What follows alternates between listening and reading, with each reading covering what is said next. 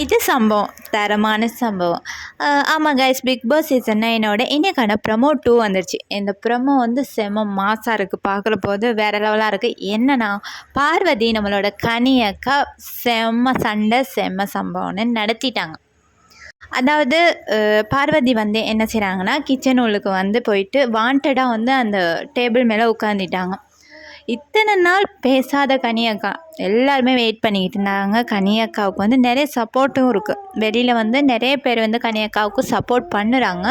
எப்போ பேசுவாங்கன்னா பேசுனாங்க, தரமாக பேசுனாங்க. இன்றைக்கி வந்து வாண்டடாக வந்து உட்காந்துருக்காங்க. அதுக்கு கனியக்கா என்ன சொல்கிறாங்கன்னா, நீங்கள் வந்து சூப்பர் டீலக்ஸ் வீட்டில் இருந்தால் உங்களுக்கு வந்து கொம்பு இல்லை சரியா, நல்ல மாட்டுக்கு ஒரு சூடுன்னு சொல்லுவாங்க இல்லையா, அதே மாதிரி சொல்லுறது இறங்குறவங்களுக்கு இறங்கும்.